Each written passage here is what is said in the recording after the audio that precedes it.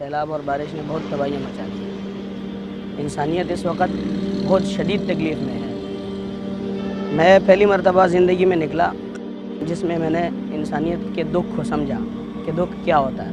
ویسے تو لوگوں سے سنتے رہتے تھے کہ یار مجھ پہ یہ حالت آئی، مجھ پہ یہ حالت آئی، گھر ٹوٹ گیا، فلاں زلزلہ آ گیا، یہ ہو گیا، وہ ہو گیا، سنتے تھے، دیکھا نہیں تھا۔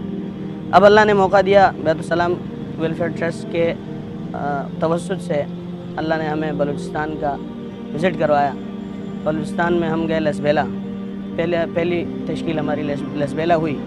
تو لسبیلا میں جوڑ گوٹ کے مقام پہ ہماری تشکیل ہوئی، جہاں یعنی وسیلہ تو کچھ نہیں تھا جانے کا، اللہ رب العزت نے طاقت اس قدر دی کہ ہم وہاں پہنچے۔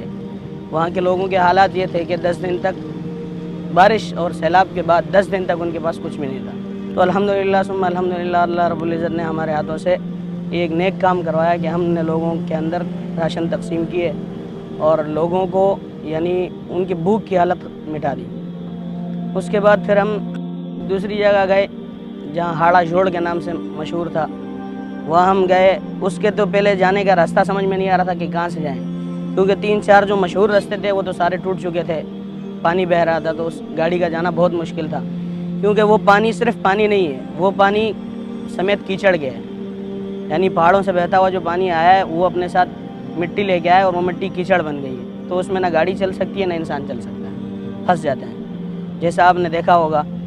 تو جب ہم وہاں پہنچے، اس کے جانے کے لیے ہم نے تقریباً 2.5 گھنٹے صحرائی سفر کیا، 2.5 گھنٹے 4x4 میں صحرائی سفر کیا۔ اس سفر نے ہمیں کافی تھکا دیا تھا، لیکن جس مقام پہ ہمیں پہنچنا تھا الحمدللہ ہم اس مقام تک پہنچ گئے۔ وہاں ایک بیوہ بوڑھی خاتون تھی جس کا کوئی نہیں تھا، ایک ہی کمرے کا گھر تھا اور وہ بھی پانی بہا کے لے گیا۔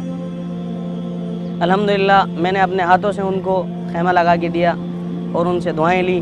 دوسری جگہ جا کے ہم نے یہ دیکھا کہ جس جگہ سے ہم گئے یعنی جہاں ہم نے پہنچنا تھا، وہاں کے 4 جوان بھوک کی وجہ سے انتقال کر گئے۔ 4 جوان، بچے اور بوڑھے جتنے انتقال ہوئے ان کا ہمیں پتہ نہیں ہے، وہ 4 جوان تھے جن کا بھوک کی وجہ سے انتقال ہو گیا تھا۔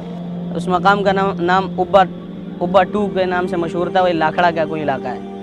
الحمدللہ ثم الحمدللہ اللہ رب العزت نے ان خدمات میں ہمیں حصہ لینے کی توفیق عطا فرمائی۔